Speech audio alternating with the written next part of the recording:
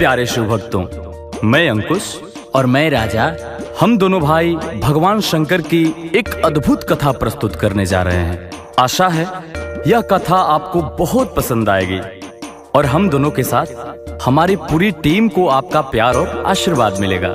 जय भोलेनाथ। शिव की कथा सुनाने आया, ध्यान लगा कर सुन लो तुम। अपने मन को हंस बना कर भाव के मोती चुन लो तुम। बैठो आंखें बंद करो और शिव शंकर का ध्यान करो। शिव शंकर के नाम मंत्र का मन में मंत्रोच्चार करो। सच्चे मन से भोले का जो नाम जुबा पर लाता है, सच कहता हूँ तन और मन से वो पवित्र हो जाता है। होकर पवित्र तुम महादेव की महिमा की अब कथा सुनो। मिट जाएगी व्यथा तुम्हारी, भूल के अपनी व्यथा सुनो। शिव शंकर की भक्त कोई थी कुंवारी बाला काशी में। पिता नहीं थे दुर्दिन में, माने था पाला काशी में। काशी की वो वासी थी, गंगा जी रोज नहाती थी। विश्वनाथ के मंदिर में नित्य पूजा करने जाती थी। अभिलाषा थी कुंवारे मन की, सुंदर राजकुमार मिले। मेरी शादी हो जाए अब एक सुखी संसार मिले। शौक था पढ़ने लिखने का, वो घर में पढ़ाई करती थी। माँ बूढ़ी थी, सेठों के घर चौका सफाई करती थी। लेकिन उसका काम था छोटा, कुछ दिन से बीमार थी माँ। चलने फिरने कुछ करने से बिल्कुल ही लाचार थी माँ। जैसे तैसे दिन कटता था, जैसे तैसे रात सुनो। बीमारी में दवा भी लाने की थी नहीं औकात सुनो। माँ जब आहें भरती थी तो शिव को याद वो करती थी। अनहोनी कुछ हो ना जाए सोच के दिल में डरती थी। एक दिन ध्यान लगा कर शिव से बोली, प्रभु पधारो तुम। इस दुखियारी की विपदा को करके कृपा अब टारो तुम। नाथ सनाथ करो अब हमको, रखो हमें अनाथ नहीं। आपके आगे किस दिन बोलो, झुकता है ये माथ नहीं। माँ को ठीक करो भगवान, क्या मेरा भाव अधूरा है। दवा पास में गंगा जल में मिश्रित भंग धतूरा है। तेरी दया की यही दवा मैं माँ को रोज पिलाती हूँ। भूखी अपने भाग्य पे रोते रोते फिर सो जाती हूँ। एक दिन लड़की सोई हुई थी, अभी थी आधी रात हुई। रिमझिम सावन बरस रहा था, एक अचरज की बात हुई। लड़की ने सपने में देखा विश्वनाथ घर आए हैं। माता पार्वती को भी वो अपने साथ मिलाए हैं। आंगन में है खड़े हुए कुछ अधरों पर मुस्कान लिए। हाथ जोड़ कर खड़ी हुई वो दिल में बहुत सम्मान लिए। विश्वनाथ ये बोल पड़े, तुम मन में धीर धरो बेटी। सुनो ध्यान से जो कहता हूँ, तुम वह काम करो बेटी। बन के कंवरिया वैद्यनाथ का करने तुम दर्शन जाओ। सावन में शिवलिंग को गंगा जल से तुम नहलाओ। सावन में श्री वैद्यनाथ का बेटी तुम सम्मान करो।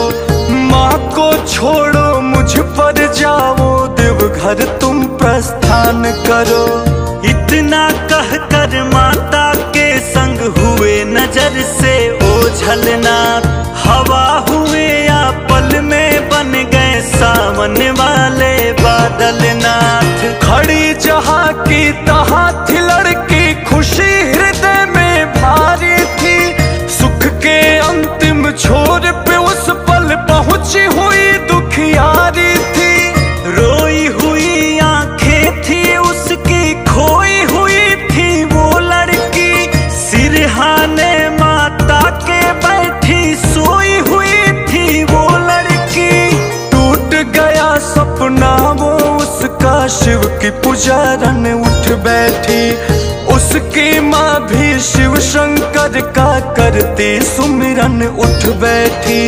माँ से लगी सपने का सारा हाल सुनाने वो लड़की, बात कहा था शिव ने जो सब लगी बताने वो लड़की।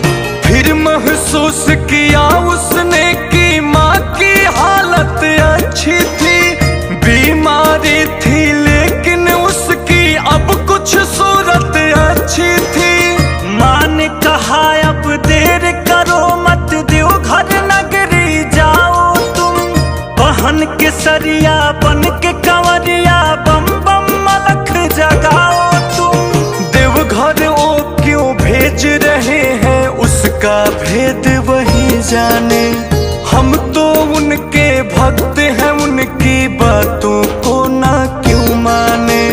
जाओ बेटी राह की हर एक मुश्किल को तुम सह लेना, वो जो भूखी रखे तो तुम खुशी से भूखी रह लेना। समय आ गया जोत जगा लो अपने मन में ज्ञान की तुम, शिव आज्ञा पे बढ़ के लगा दो बाजी अपने जान की तुम। माँ की बातें सुनकर बेटी चली बहुत उत्साह लिए, अपने मन में वैद्यनाथ की दर्शन की थी चाह लिए। तन पे केसरिया बाना और कांधे पे उसके कांवर था, महामंत्र सा लबों पे उसके नारा बम बम हर हर था। कांवरियों की लगी कतारें देख बहुत वो मस्त हुई, धूप तेज थी राह में लेकिन लड़की ना वो पस्त हुई। इधर भी बम बम उधर भी बम बम, बम बम की वो थी बेला, इधर कंवरिया उधर कंवरिया, कांवरियों का था मेला। जो देखा वो देखने को कहाँ भला मिल पाता है, जर बूढ़ा कांवर लेकर दौड़ा हुआ सा जाता है। देख रही थी मंत्र मुग्ध से कितना दृश्य सुहाना है, झूम रहा हर शख्स भाव में बना हुआ मस्ताना है। नाच रहे हैं बच्चे उनको भूख की है परवाह नहीं, वैद्यनाथ का दर्शन चाहिए और कोई भी चाह नहीं। देख देख के दृश्य सारा तेज बहुत ही चाल हुई, कांवरियों के बीच में जाकर और जरा खुशहाल हुई। जोश तो उसका टिका हुआ था बोल बम के नारे पर, अलख जगाती लड़की पहुंची एक दिन शिव के द्वारे पर। दूर दूर से भक्त थे आए, लगी हुई थी भीड़ बड़ी, कोशिश करके ज्योतिर्लिंग के हुई वो जाकर पास खड़ी। कहने लगी है वैद्यनाथ फरियाद बहुत मैं लाई हूँ, धाम तुम्हारे विश्वनाथ की भेजी हुई मैं आई हूँ। एक दुखियारी बेटी हूँ मैं बर्तन मांजने वाली की, इज्जत की दौलत तो बहुत है हालत है कंगाली की। इस दुनिया में माँ के सिवा ना मेरा कोई सहारा है, और बड़ी मुश्किल से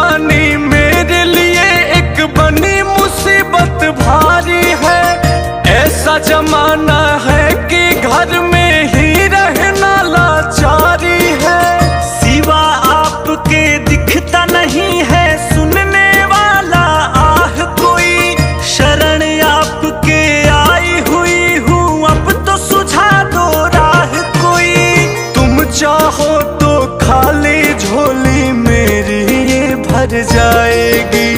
मर जाऊंगी या तो मैं और माँ भी मेरी मर जाएगी। इतना कह कर लगी सिसकने, होने लगी तबीयत बोझल। आंख से आंसू लगे टपकने लगी, चढ़ाने शिव को जल। तभी अचानक उस लड़की को आने लगे भारी चक्कर। गश खाकर बेहोश हुई और जाके गिरी शिव पिंडी पर। भक्त के खातिर वैद्यनाथ को चमत्कार करना ही था। खाली झोली लाई थी, उसकी झोली भरना ही था। कई रोज बेहोश रही पर एक रोज जब आंख खुली, पाई खुद को एक कोठी में, हवा जहाँ थी इत्र धुली। वैद्यनाथ का चमत्कार था, कोई था संयोग नहीं। माँ थी उसके पास में बैठी, उसे था कोई रोग नहीं। धुले हुए कपड़े पहने थी, होठों पे थी एक मुस्कान। सच थे उसके सपने, हुए पूरे थे हुए उसके अरमान। कहने लगी ये बेटी उठ, अब लौट आया है दिन अपना। विश्वनाथ के कृपा से पूरा हो गया है हर सपना। बेटी तू बेहोश हो गई थी जब मंदिर के अंदर, तुझे उठा कर ले आया एक नौजवान यहाँ सुंदर। वैद्यनाथ को हाल बताने लगी थी जब तुम मंदिर में।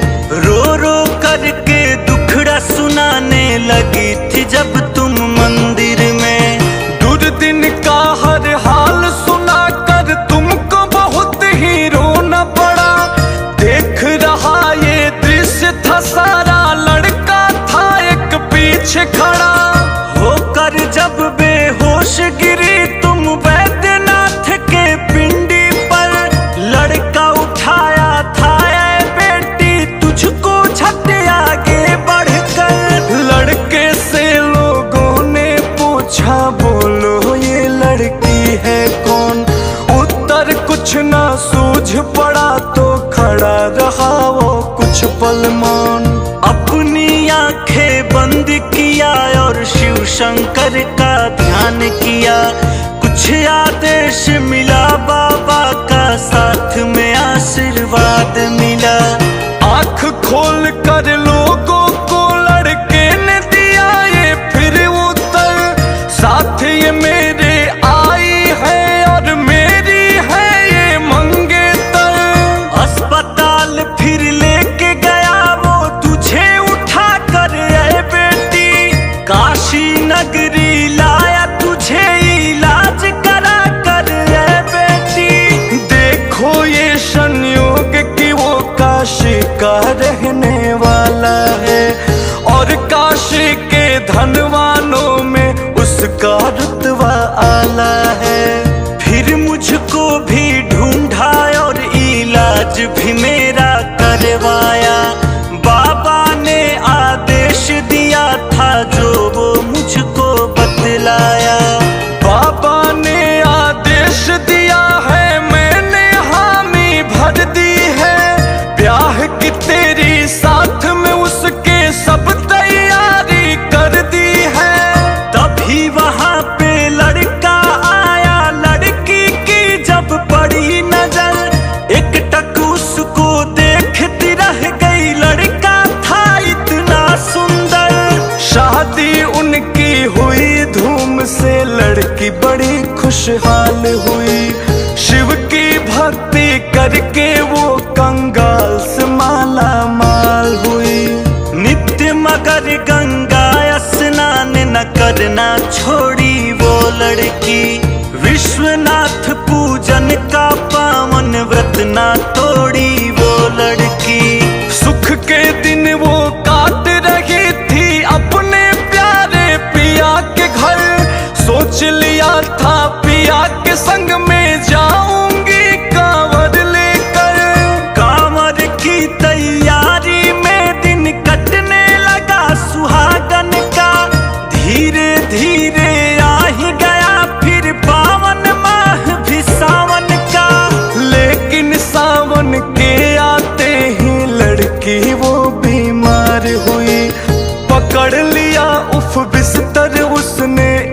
हद तक लाचार हुई।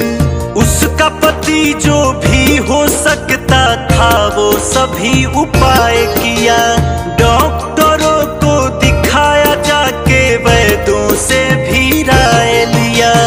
एक एक करके बीत रहे थे सावन के वो पावन दिन। रोती थी लाचार वो लड़की, बचे हुए कम दिन को गिन।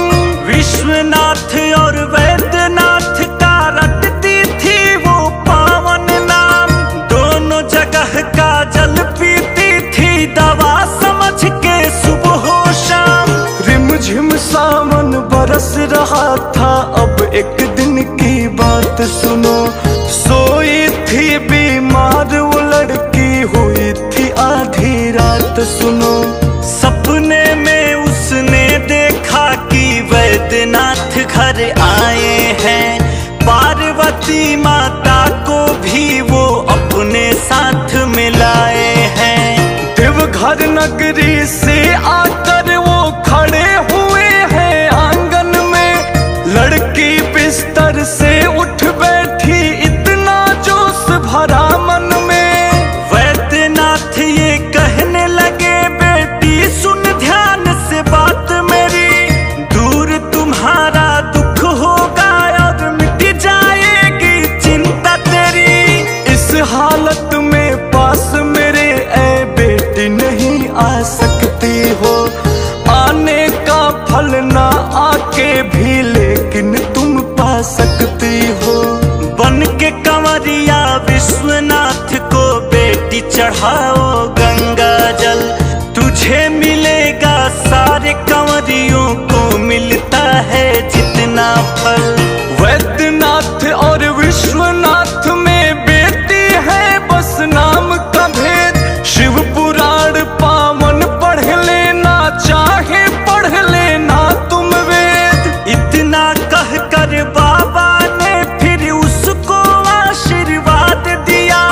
उसका सारा कष्ट मिटाया, उसके रोग को दूर किया। लड़की ने फिर शीश झुकाया, बदल गया चेहरे का रंग। बाबा अंतर ध्यान हो गए माता पार्वती के संग। तो देखा शिव भक्तों, लड़की के सपने में पहली बार काशी वासी विश्वनाथ आए थे और उन्होंने उसे देवघर बाबा वैद्यनाथ के दर्शन के लिए भेजा था और उन्होंने उसकी मनोकामना भी पूर्ण की थी। लेकिन इस बार बाबा वैद्यनाथ उसके सपने में आकर उसे विश्वनाथ को जल चढ़ाने का आदेश देते हैं। तो ये दोनों एक हैं। आप सावन में शिव की पूजा करें, क्योंकि सावन शिव का महीना है। हर हर महादेव। अंतर ध्यान के होते ही लड़की का टूट गया सपना। आंख खुली तो देखा कि है बैठा पास पति अपना। लगी बताने अपने पति को सपने का वो सारा हाल।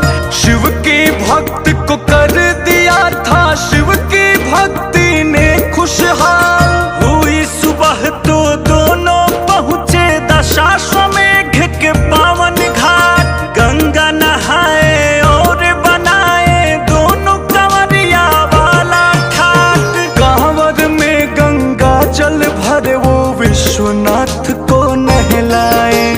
उनका पावन प्रसाद लेकर दोनों अपने घर आए।